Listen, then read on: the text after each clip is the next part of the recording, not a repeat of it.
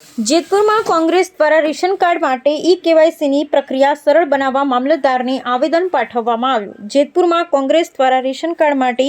E-KYC ની પ્રક્રિયા સરળ બનાવવા મામલતદારને આવેદન પાઠવવામાં આવ્યું હતું। તેમજ રજૂઆત કરાઈ હતી કે જ્યાં સુધી ई-केवायसी ન થાય તેવા રેશન કાર્ડ ધારકોને પણ સરકારી અનાજનો જથ્થો આપવામાં આવે। જેતપુર में અત્યારે વર્તમાન સમયમાં રેશન કાર્ડ ધારકો માટે केवायसी ની પ્રક્રિયા અમલમાં મૂકવામાં આવી છે, જેને લઈ સમગ્ર શહેર તેમજ ગ્રામ્ય વિસ્તારના રેશન કાર્ડ ધારકો સવારથી સાંજ સુધી કેવાયસી કરવા માટે મામલતદાર કચેરી સહિત ઓનલાઈન સાયબર કાફે સહિતની જગ્યા પર લાંબી કતારોમાં ઊભેલા જોવા મળી રહ્યા છે, જેના કારણે રેશન કાર્ડ ધારકોને પરેશાની અને હાલાકી ભોગવવાનો વારો આવ્યો છે। કોંગ્રેસ દ્વારા મામલતદારને આયોજન પત્ર પાઠવી અને માંગ કરી હતી કે આધાર કાર્ડ ધારકો માટે કેવાયસીની પ્રક્રિયા સરળ તેમજ વ્યવસ્થારૂપી બનાવવામાં આવે ને જે પ્રમાણે હાલમાં રેશન કાર્ડ ધારકો માટે ई-केवायसीની પ્રક્રિયા તાત્કાલિક અસરથી પૂર્ણ કરવાની સૂચના સરકારી તંત્ર દ્વારા આપવામાં આવી છે, ત્યારે જ્યાં સુધી આ પ્રક્રિયા 100% પૂર્ણ ન થાય ત્યાં સુધી રેશન કાર્ડ ધારકોને રાહત દરે મળતી જીવન જરૂરિયાતની ચીજવસ્તુઓ આપવા નહીં આવે તો પણ સરકારી તંત્ર દ્વારા નિર્ણય લેવામાં આવે છે। ત્યારે આ નિર્ણયને લઈ કેવાયસીની પ્રક્રિયા ખૂબ જ જટિલ હોવાની સાથે સર્વર ડાઉન હોવા અને ઇન્ટરનેટ કનેક્ટિવિટીના પ્રશ્નો પણ ઉદ્ભવી રહ્યા છે। વધુમાં જાણવા મળતી વિગત અનુસાર રેશન કાર્ડ ધારકોને આધાર કાર્ડ સાથે લિંક કરાતા નામમાં સામાન્ય ફેરફાર જેમ કે બહેન ભાઈ હોય તો પણ એક દિવસની પ્રક્રિયામાં વિક્ષેપ થાય છે। કેવાયસીની પ્રક્રિયા પૂર્ણ થતી નથી, જેના કારણે પાટણ શહેરના રેશન કાર્ડ ધારકોના પરિવારમાં દાખલા તરીકે 5 સભ્યોમાંથી 1-2 સભ્યો રોજગાર અર્થે બહાર ગામ ગયા હોય ત્યાં જ્યાં સુધી પરિવારના 5 સભ્યોની કેવાયસી પ્રક્રિયા પૂર્ણ ન થાય ત્યાં સુધી પરિવારને કોઈપણ પ્રકારના સસ્તા અનાજની દુકાન ઉપરથી રાશન જથ્થો અપાતો નથી। આ નિર્ણય પણ યોગ્ય ના હોય અને રેશન કાર્ડ ધારકોના પરિવારના જેટલા સભ્યોનું ई-केवायसीની પ્રક્રિયા પૂર્ણ ન થાય ત્યાં સુધી એ પરિવાર કોઈપણ પ્રકારે રાહત દરે રાશન જથ્થો મેળવવો જોઈએ તેવી જેતપુર શહેર કોંગ્રેસ પ્રમુખ સહિત તમામ હોદ્દેદારોએ મામલતદારને આવેદનપત્ર આપતા લેખિત મૌખિક રજૂઆત કરવા જણાવ્યું હતું। Bureau report Ashish Patadia.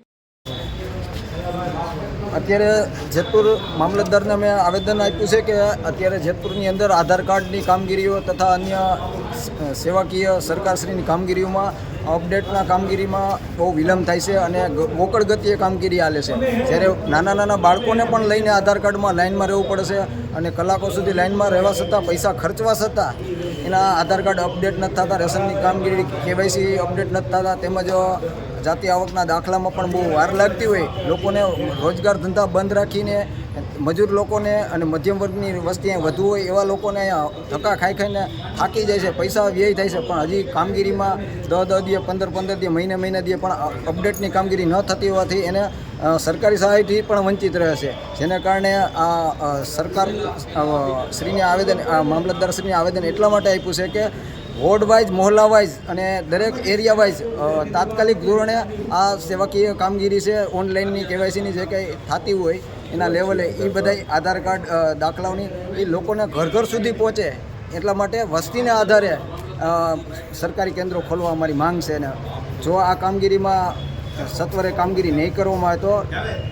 Congress party જન આંદોલન કરશે અને ગાંધી ચિંધ્યા માર્ગે આગળ વધશે। દિનેશભાઈ, તમે આજે કોંગ્રેસ દ્વારા આવેદનપત્ર આપવામાં આવે શું કહેશો?